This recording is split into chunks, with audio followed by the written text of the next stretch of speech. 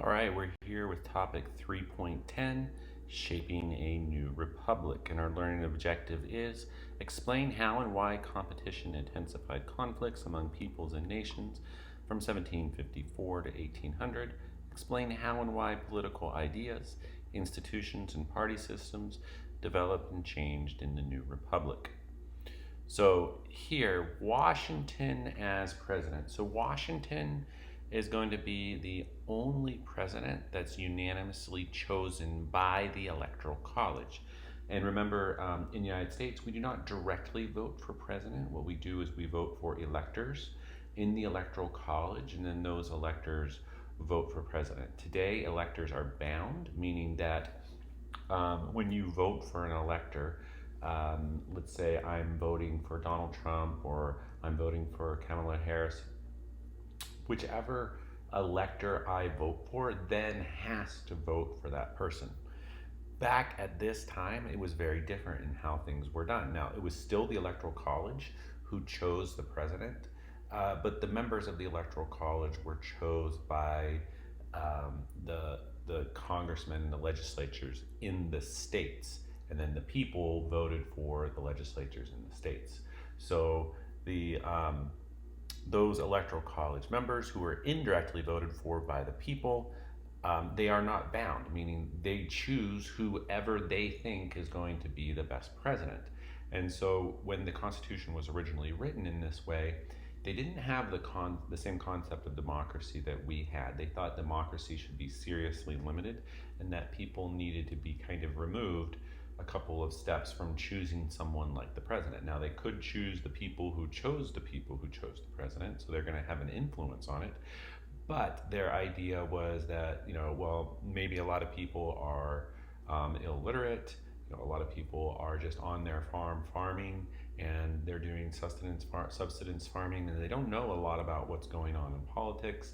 And so we need to have really the wise and educated people choosing the president.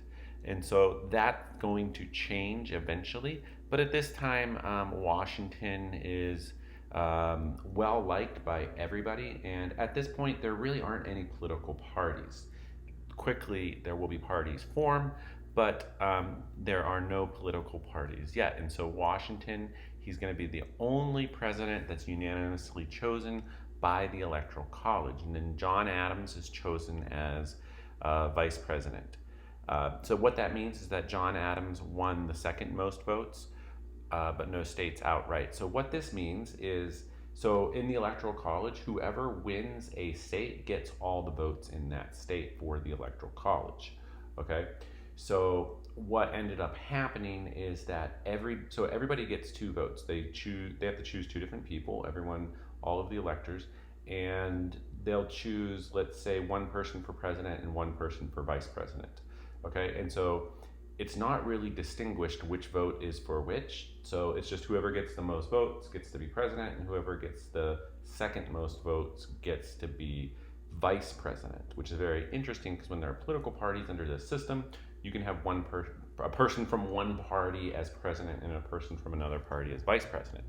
And again, there are no parties yet, but so George Washington is unanimously chosen. That means every single elector chose George Washington. Now, John Adams, not every single elector chose John Adams, but he's going to get the second most number of votes, and therefore he will be the vice president. Now, Washington, because he's the first president, is going to do a lot of things that set precedents. And one of the precedents he's going to set is to create what you would call a cabinet. And a cabinet is a group of people who are going to help him in his executive duties because it's too much to do. Now, remember, at this time, the population of the entire United States might be similar to, let's say, the population of Las Vegas or something. So the government is not going to be nearly as big as the United States government today. We're a much smaller country, both geographically and population-wise. But so he's going to choose a Secretary of the Treasury, and that is going to be Alexander Hamilton. Then he's going to choose a Secretary of State. Now, the Secretary of State is by far the most powerful position, and that's going to be Thomas Jefferson. He's going to choose a Secretary of War, Henry Knox. If you remember Henry Knox, he was a general. He was the one who brought the cannons and such from, I believe it was Fort Ticonderoga to Washington when Washington was laying siege to Boston. And so he brought those rearmaments after taking Fort Ticonderoga, and very well-known soldier. In fact, Fort Knox is named after him. And then you have Edmund Randolph. He's the Attorney General. The Attorney General is going to be like the top policeman in the United States. You could think of him that way. He's going to be the one that's responsible for doing things like prosecuting crimes and things like that. And so those are the people that are involved. And what you're going to see is that there's going to be a big split between Hamilton and Jefferson in Washington's first cabinet. Okay, so Hamilton is going to end up together with Adams, actually, forming a party, and that party is going to become known as the Federalist Party. And then Thomas Jefferson is going to form a party. You could call it the Democratic Republicans or the Jeffersonian Republicans. And this guy, Edmund Randolph, you don't need to know a lot about him. I think he was a second cousin of Thomas Jefferson, actually. Okay, another thing that happened under Washington was the Judiciary Act of 1789. And this set up the format of the judiciary branch that we still use today. Now, it's been amended as our country has grown, but the idea that there's a Supreme Court and you have lower courts and circuit courts and courts of appeals. This is most of that. I don't think the courts of appeals were in, but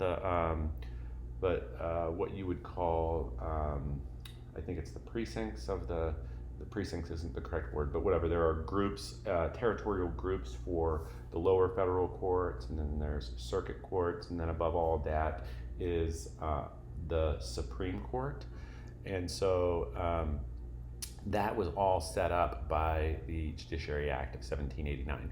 And the reason why it's set up is that the judicial branch was not spelled out very well in the Constitution. It was almost like the people who wrote the Constitution, after they wrote the executive branch and the legislative branch, they were just kind of too tired to do the rest of it. So they said, we'll just let Congress decide how the judiciary branch is going to be formatted. It did spell out the powers of the judiciary branch, but not its structure. So this structured the judiciary branch, and the structure is very valid today. Parts of it were struck down.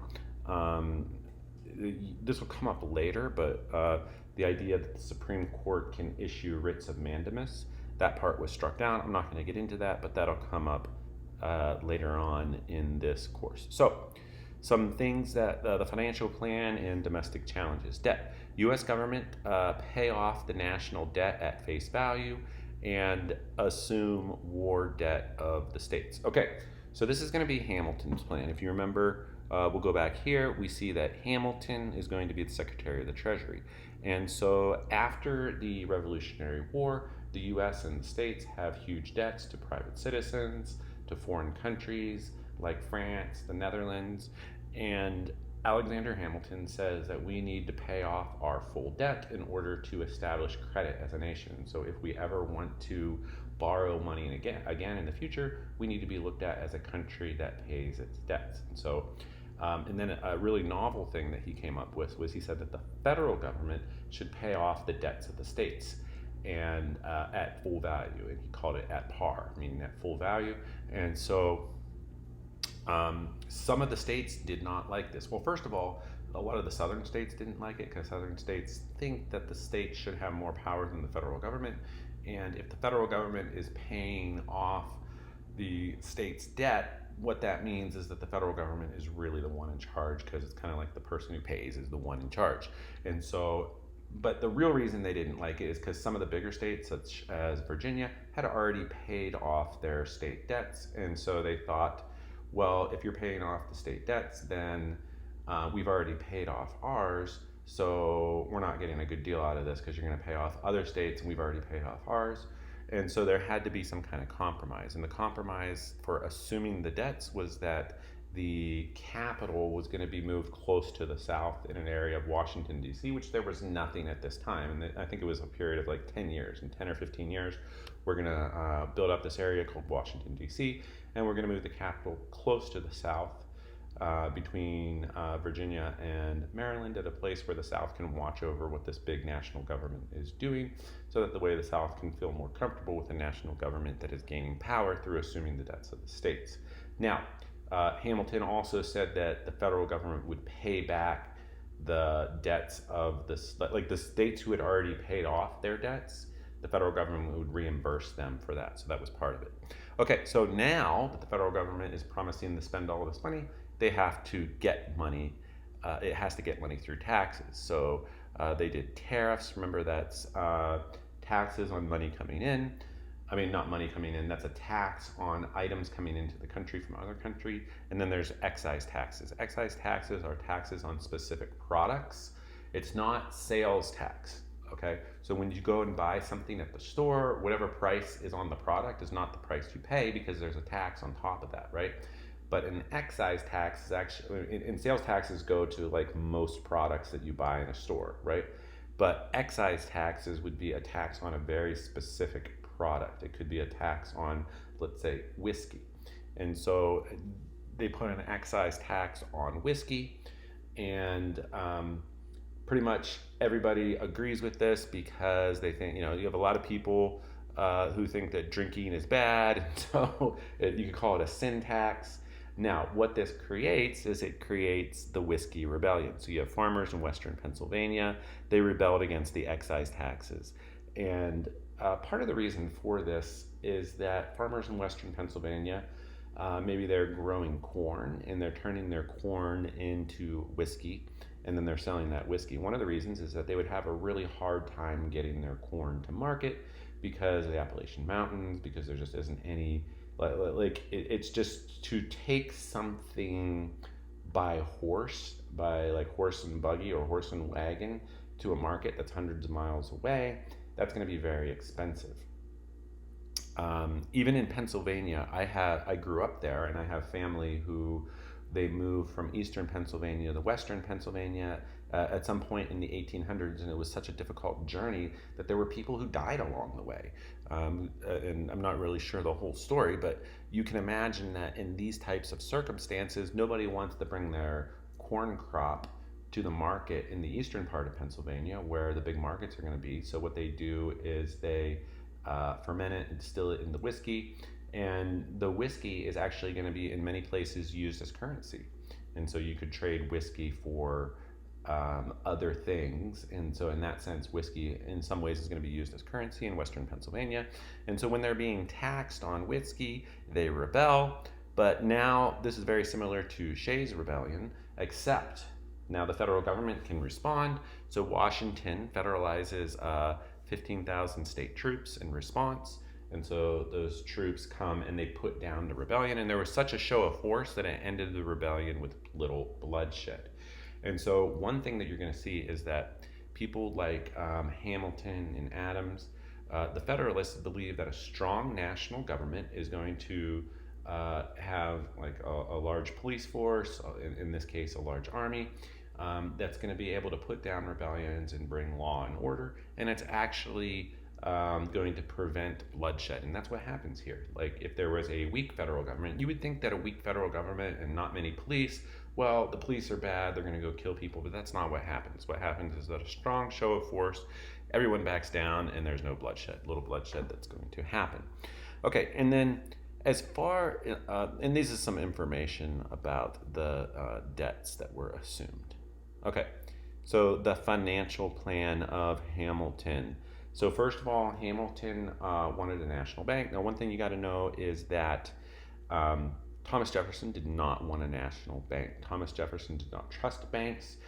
And you have to think about in the South, people, if they had a bunch of money, if you wanted to get rich in the South, and if you were rich in the South, you wouldn't put your money into a bank. You wouldn't invest it into a factory or anything like that. What you would do is you would buy land, you would buy more slaves, and then you would make a ton of money off of that. And so that's the way things are done in the South. People don't really keep money, even in currency. They think of real estate, think of owning slaves as a way of keeping money. And so, one thing, Thomas Jefferson, he's from the South. James Madison, he's from the South. They're both from Virginia.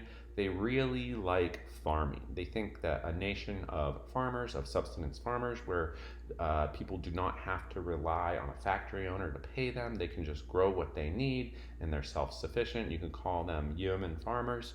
That's the subsistence farmers. He thinks that the whole nation should be that way. That's Thomas Jefferson and James Madison. They kind of feel that way. And so they're going to be against things like a central bank, because a central bank is going to give the national government a lot of power because they have the power to have a bank. And then also, so it kept the government money, it printed notes. So the Bank of the United States was created in 1791, located in Philadelphia. Okay, so Thomas Jefferson, he generally doesn't like banks, he doesn't trust factories, he thinks that, well, the United States should just be an agricultural country, and we'll ship our agricultural products to Britain and to maybe the West Indies and to France, and in return, they'll send us finished goods through their factories. He thinks that factory workers are demeaned, and that the factory owner is going to be able to tell the factory workers how to vote and things like that. So again, Jefferson loves farming. He's against banks. And so when he looks in the Constitution, among the enumerated powers for the federal government, there is nothing that says, well, the federal government can create a bank. That specific language is not there. And Jefferson is going to be something called a strict constructionist, meaning that in order for the government to be able to do something, it has to be specifically stated in the Constitution. If it's not specifically stated in the Constitution, then the federal government can't do it. And so Jefferson's going to argue, well, there's no federal bank listed in the Constitution, you can't create one. Hamilton's going to respond by saying, well, the federal government can create it because of something called the Necessary Proper Clause, which is called the Elastic Clause. So the Necessary and Proper Clause says that so you have all these enumerated powers that Congress can do, like create an army, tax. There's a bunch of things that Congress can do in these enumerated powers, and things like tax and print money. Because those are there, you need a bank to do that. Okay, and so one of the clauses is that Congress also has the authority to do things that are necessary and proper to carry out its enumerated or spelled out powers. It'd be kind of like if I told you, hey, I need you to be in the cafeteria in 3 minutes, and then you went into the hall, and I stopped you and I said, whoa, I never said you could be in the hall. I said you needed to be in the cafeteria. And you could say, well, the only way to get from your room to the cafeteria is through the hall. So by saying that we need to be in the cafeteria, it's necessary and proper for us to be in the hall. Therefore, we have the right to be in the hall on the way to the cafeteria. And so that's going to be Hamilton's argument for the bank, and the Supreme Court eventually will agree with him from a case called McCulloch versus Maryland. The Supreme Court is going to agree with that idea of the federal bank. Okay, so foreign affairs. So we have the French Revolution. The French Revolution comes in the late 1790s, and at first it's going to be generally supported by Americans because it's going to be very similar. They're going to be reading some of the same Enlightenment literature that the Americans read to create the American Revolution, and also they're going to look at the American Revolution that just ended like 10 years before, and so they're going to have their own revolution, but they're going to go a lot farther. They're going to behead the king, I think it's King Louis XVI, and about 4,000 lords and nobles and things like that. So you have a lot of murder that's going on. And so at this time, there's a U.S.-French alliance that remains in effect. But that alliance was made with the French monarchy, because remember, the French were immensely helpful during the American Revolutionary War in helping the colonies win. And so we have this indefinite alliance with the French. But the thing is the alliance is not with the people who overthrew the French monarchy. It was with the French monarchy. So it's questioned whether or not we actually have an alliance with the French. Now, Jefferson, he's been to France. Remember, he was in France when the Constitution of 1787 that we currently have was created. He loves French culture. and he loves the French Revolution. Okay, and he sees all the beheadings. He's like, well, yeah, that's not good, but they're going in generally the right direction. And so he loves the French Revolution. People like Alexander Hamilton and John Adams, they're Federalists. They like the British. They like, why do they like the British? Because the British, let me see, the British, first of all, they have factories, they're an industrial revolution, and they love banks, they love the Industrial Revolution. They think the United States should industrialize. The North is much more industrialized than the South. And then, secondly, they look at these pictures of all this chaos in France. They think that this chaos is going to come to the United States. And so they're not nearly as on board with democracy as Thomas Jefferson is. Remember, at this time, only a very small percentage of white male landowners can vote. And so they look at what's going on in France and they're like, are you guys kidding? We do not want that coming here. And so we are not going to support France.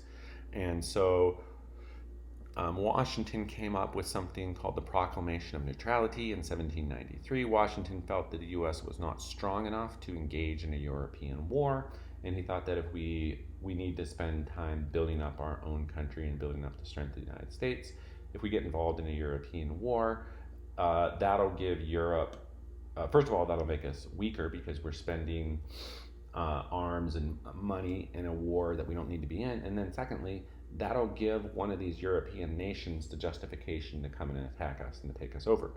So Jefferson resigned over Washington's proclamation, and that's how strongly Jefferson was in favor of France.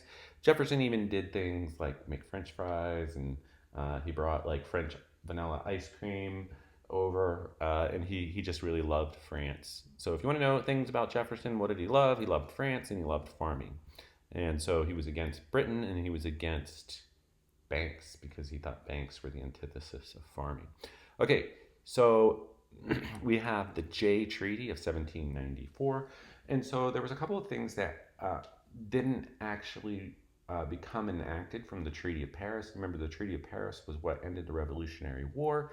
And part of what Britain said that they would do was that they would excavate their forces anywhere in the territory that was given to the United States, and that was all territory east of the Mississippi River. But the British still had forts there, they were arming Indians there.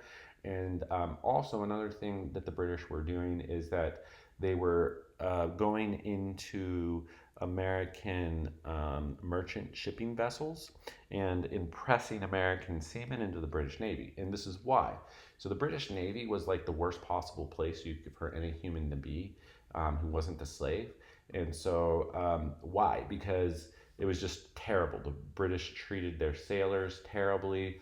And so sailors in the British Navy were constantly fleeing. And so if you fled from the British Navy, maybe you would join the United States. And if you were good at, being in the British Navy, you might join the American Navy, or you might go to work on a merchant ship. And so what the British would do is they would stop these ships whenever they saw a ship, because the British Navy would think, well, there might be an escaped British Navy person on that ship. And so at first maybe they would find some, but then they would start taking other people. They would say, well, if there's anybody who's a British citizen, we're going to take them. And then they might say, well, here's this person who used to be a British citizen, because technically the United States, the people in the colonies used to be British citizens, and this is a person who was alive when he used to be a British citizen, so we're going to take him too. And so they came up with all these fancy reasons,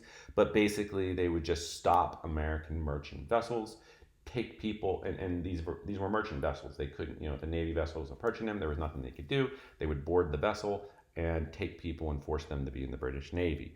And so this is really terrible. It almost feels like the United States sovereignty is being violated in this. And so John Jay, who is the Supreme Court Chief Justice, is sent to Britain, and he negotiates a treaty for a year. And the British would give up their forts on the U.S. western frontier. However, I mean, it is ratified, but it's very, very unpopular. And the reason why it's unpopular is because the British never promised to quit impressing Americans, merchants into the British Navy. So they're basically just like stealing Americans and putting them in the British Navy. And Thomas Jefferson's going to say, well, hey, this needs to stop. And so at this time, political parties are forming around Thomas Jefferson and James Madison, and then the other party would be like Alexander Hamilton and John Adams. And so Washington doesn't officially join a party, but he's really with the Federalists. Okay, so now foreign affairs. So we have Spanish expansion in the West. So Spain is going to build all these missions. If you've ever been to California, you'll have things like Mission Viejo and all these missions in California. So Spain is expanding all these missions in the West. And then there's another thing that's going on. We have Florida and Georgia. Now, Georgia was created as a state just to put a barrier between these other states and Florida. And so there's always this idea that people want to come down into Florida and settle there, but it's Spanish. And so we have the Picnic Treaty of 1795. So the treaty was negotiated by the U.S. minister to Spain. It opened the lower Mississippi River Valley to American trade. So we have the Mississippi River here, and Spain controlled the Mississippi. In the area west of the Mississippi, remember the Louisiana territory was controlled by Spain. It was given to Spain from France, and that was in the French and Indian War when the French lost that. And so Spain is basically controlling the Mississippi River. And so they're saying, yeah, you can use the Mississippi River now because of this treaty. This is going to be a huge boon for Americans because remember, the way that you move goods at this time is not through roads over land, it's through water. Just because of the friction involved in moving things over roads, it's like 50 times more efficient and like 50 times less costly to move things over water. And so Americans can move west more easily now because they can send things down the Mississippi River. So the right of deposit given to American ships here at the bottom of the Mississippi River is New Orleans, and they could transfer cargo without paying tax. And it set the boundary here at Florida, not further north. And so Spain, which owns Florida, is not going to try to claim what's part of what America views as American territory. So that got settled. So you have a war in the Northwest. This is the Northwest Territory. This is Pennsylvania. This is what we would now call Ohio. So Americans always want to expand westward. In 1794, a group of Native Americans began attacking white settlers who were coming west, and there was the war in the Northwest Territory. Now, Northwest, this is not like Oregon, right? Because that was not part of the United States at this time. Northwest, again, like north of Virginia, west of Pennsylvania. Okay, and so this is like the Ohio, this is the Great Lakes and such. This is Detroit, Pittsburgh would be over here. Okay, so Indians surrendered claims to the Ohio Territory and promised to open it up to settlement. So now the United States, though technically they had the Northwest Territory, there were still Indians living there. Okay, so then Washington retires. Part of the precedents that Washington set was to only be president for 2 terms. And there were no term limits for presidents in the U.S. Constitution. Somebody like Alexander Hamilton, remember Alexander Hamilton is a Federalist. He is the Secretary of the Treasury. He was there during the Constitutional Convention for the Constitution of 1787. And during that Constitutional Convention, he said that the United States should have a president for life because he believed in a very, very strong national government to keep down the mob. Because although they were very afraid of tyranny from above, someone like Hamilton is going to be afraid from tyranny from below, like what happened in France. Now, what happened in France with the French Revolution hadn't happened yet when he said that, but I think anyone can kind of see, like, with democracy, an unruly mob could just grab power and, like redistribute the wealth of all the rich people, something like that. And Hamilton is afraid of things like that. Now, what does that have to do with Washington resigning after 2 terms, or he didn't resign because he wasn't in office. He just didn't seek a third term. He declines the run for a third term, meaning he doesn't want to be president for life. That would be very similar to having a monarch, and so that's going to be a precedent that's going to be set. No future American president will run for a third term until probably the 1930s or 40s, definitely the 1930s or 40s, when Franklin Delano Roosevelt does that. Everybody's going to follow Washington's president of only seeking 2 terms, and it's an unwritten rule. But then, actually, after FDR, there's going to be a constitutional amendment that's going to be passed that's going to make this a written rule that sets term limits of 2 terms for the U.S. president. Okay, so another precedent is that he prepared an address to the nation with future advice. So one thing he's going to say is don't get involved in foreign affairs. And so Washington thinks that the United States should be more of an isolationist country, and this is something the United States is going to stick with for a very long time, even into the 1900s. Don't go around the world seeking these bad guys to conquer. Just focus on making our country strong. Don't make permanent alliances. Now, he was not against short-term alliances, but he doesn't want permanent alliances because then we'll be dragged into long-term wars. And he says, don't form political parties too late. And he says, avoid sectionalism. It shouldn't be North against South because he foresees a lot of bad things happening there. Okay, so then you have the election of 1796. In the election of 1796, you have political parties that have formed. And this, you're going to have the political parties form the Democratic Republicans and the Federalists. So John Adams and the Federalists, and Thomas Jefferson and the Democratic Republicans. And remember, with John Adams, you can definitely put Alexander Hamilton over here, and with Thomas Jefferson, you can put James Madison over here. So the Federalists, they're led by Alexander Hamilton.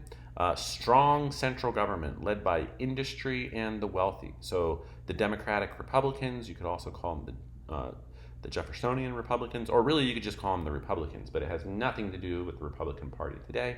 In fact, a splinter of this group will form the Democratic Party. So around the time of Andrew Jackson and Martin Van Buren, they're going to create out of this party, they're going to create the Democratic Party in the future.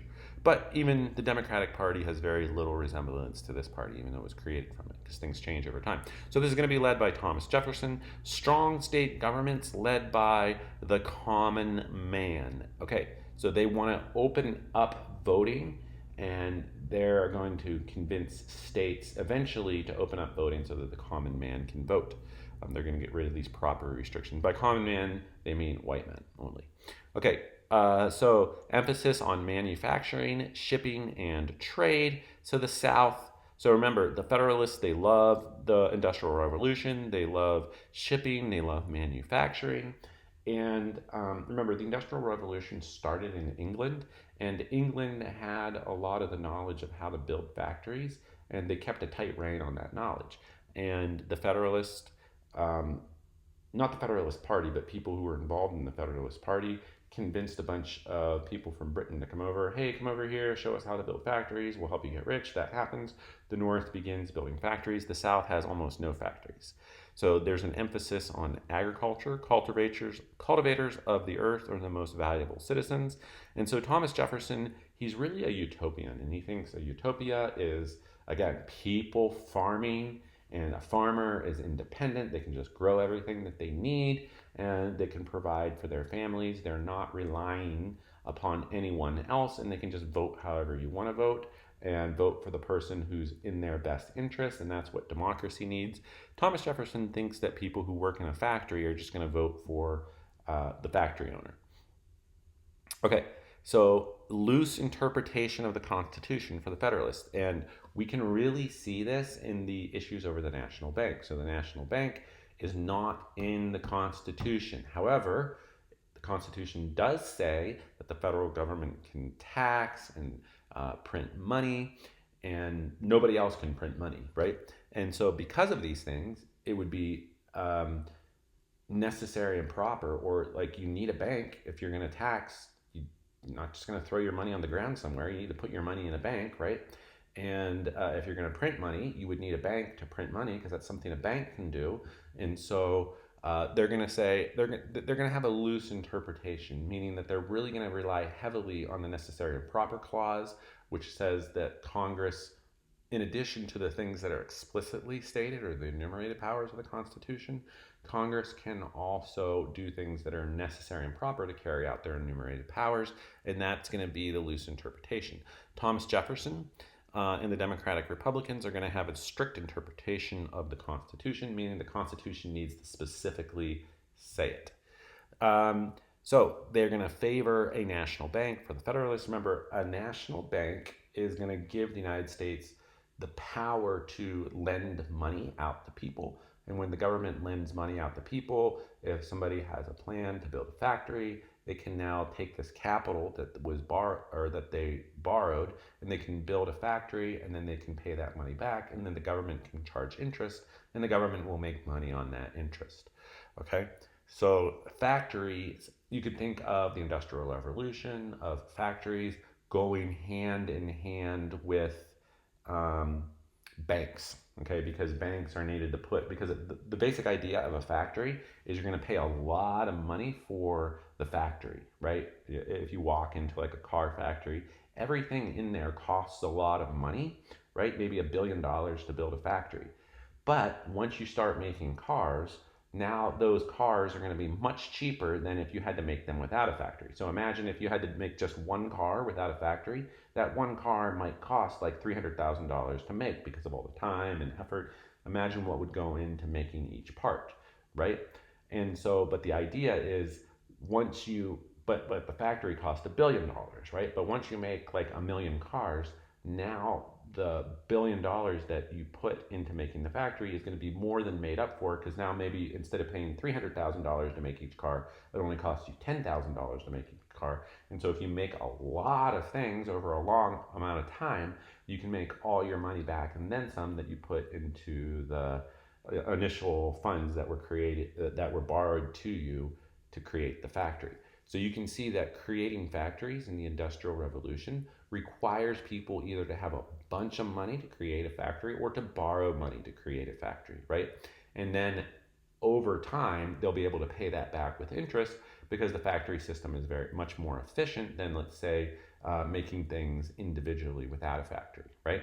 Now, with agriculture, that is not needed. So basically, if you have extra money, you can buy land, and then on the land, setting up a plantation, you just get slaves, and slaves do all the labor. And so it's more of a straightforward proposition than having a bank to lend you money. You just have slaves. And so you can begin to see that slavery is going to be very important in the United States. In the distinction between the North and the South. The North is going to rely upon what you call free labor, meaning that the labor is not slaves. The factory owners are going to pay their laborers not very well, and the laborers might be 7 years old at the beginning, but they're going to pay them, and they're going to borrow money from a bank in order to be able to do that. Or in some cases, especially in Britain, they owned slaves in the West Indies, and they used the money from that to buy their factories. But anyway, I digress. So the Federalists are going to favor the national bank, so they're going to favor the North. And Democratic Republicans are going to be opposed to the national bank because they love farming. The Federalists are going to favor protective tariffs. So because they favor the United States becoming an industrialized nation and building factories, they do not want to compete with British products because Britain is much further down the line of having factories. Their factories are better. They can produce higher quality goods at a cheaper cost. And so a tariff will now make that higher quality good at a cheaper cost a higher quality good at a higher cost. And so if you have two pairs of shoes, one's American and one's British, before the tariffs, the British one's, let's say, going to be $20 cheaper and higher quality. After the tariff, the British one's going to be $40 more higher quality, so most people will just go with the lower quality American one.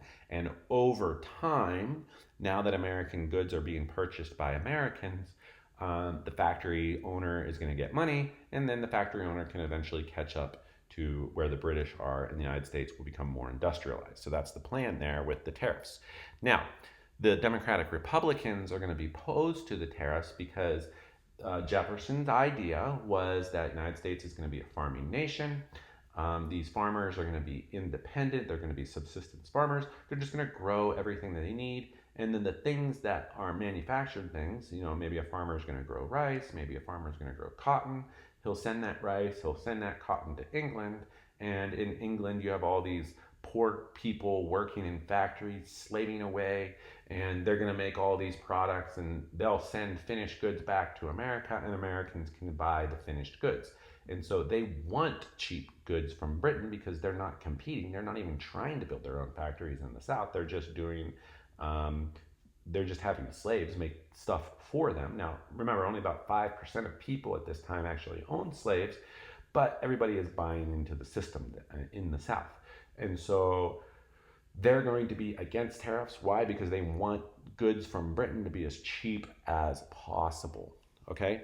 And the Federalists are going to be pro-British because they want to, part of the reason they're going to be pro-British is they're going to be anti-French. They look at what's going on in France as dangerous, and they think that Britain is a better trade partner. And the Democratic Republicans are going to be pro-French because the French helped us during the Revolutionary War. Okay, so foreign issues. In 1797, we have something called the XYZ affair. So when the French Revolution happens, the French Revolution, remember, they killed all the monarchs in France, and they're like the people in charge of the French Revolution are okay, we're going to expand, we're going to kill all the monarchs in Europe.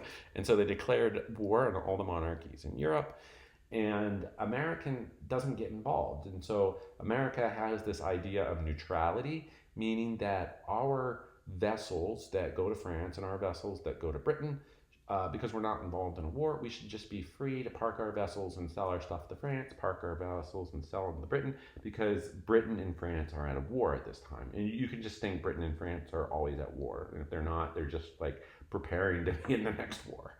Okay, and so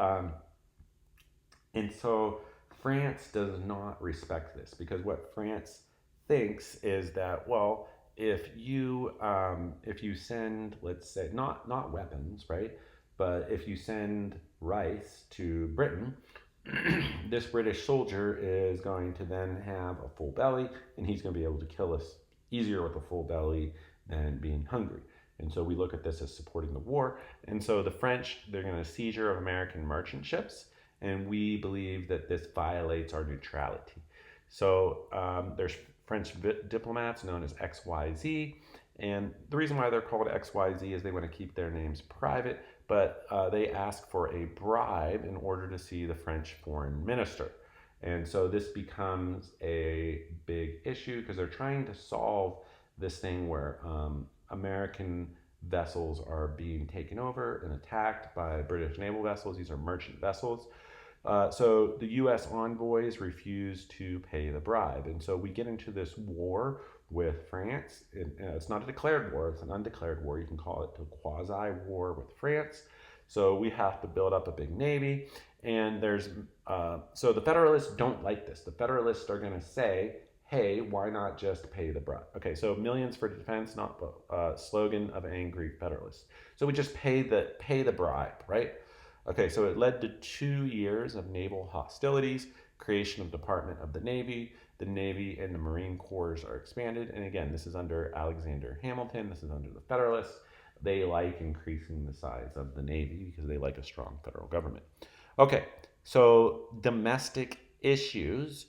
And at this time, we have political parties. Remember, there's the Federalist with John Adams and Alexander Hamilton. And so under Hamilton, there's going to be something called the Alien and Sedition Acts. So they're created by the Federalist-dominated Congress to suppress the ability for Democratic Republicans to gain power. So the Alien Acts make it harder for someone who comes from another country to vote, and most people who come from other countries are going to vote for Jefferson's party, the Democratic Republicans, or the Jeffersonian Republicans.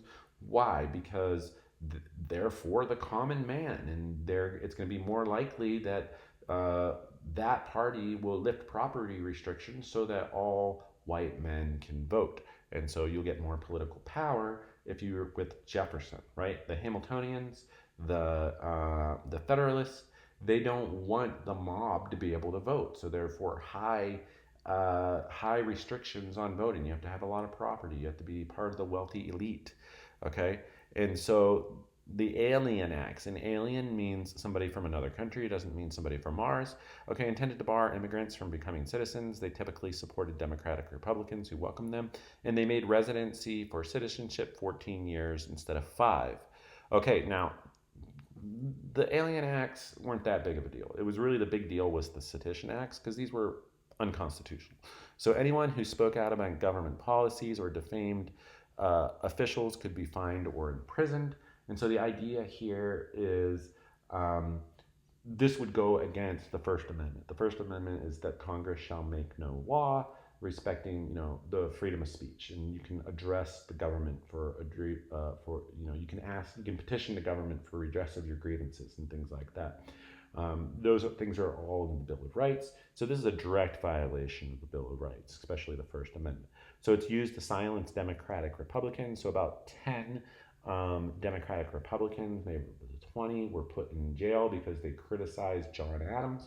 And one of the interesting things is that the Sedition Act was set to expire when John Adams' first term as president was over. So it wouldn't even apply. So you couldn't say anything bad about John Adams, or you'd go to jail. You couldn't write anything bad about him in a newspaper. You'd go to jail. Again, direct violation of the First Amendment. But it was set to expire. So what happened? So at this time, the idea that the Supreme Court can strike down laws that are unconstitutional doesn't exist yet. That won't come until later. That's actually going to be established through a court case called Marbury v. Madison. Marbury v. Madison has not happened yet. So what was supposed to happen, the way that the framers of the Constitution had imagined it, was the president had veto power, and the president would veto any laws that were unconstitutional. But the president is a Federalist at this time. It's John Adams. And so the Federalist president does not veto this clearly unconstitutional law, the Sedition Act. So the states say, we can annul it. So the Virginia and Kentucky resolutions. So the Democratic Republicans have little ability to change the laws, and they can't even really criticize the laws. And so Jefferson's secret response to the Alien Sedition Acts, he gets Kentucky, the Kentucky legislature, to pass laws to nullify the Alien and Sedition Acts, and James Madison produced similar laws in Virginia. So we have these legislatures saying, no to the Alien and Sedition Acts, we're not going to carry them out. In fact, those are null and void in our states. Alexander Hamilton does not like this. Under Adams, Alexander Hamilton is going to be in charge of the army, and he's going to tell Adams, hey, why don't you let me take the army down to Virginia and down to Kentucky, and I'll arrest all these legislatures. And John Adams is like, whoa, back off.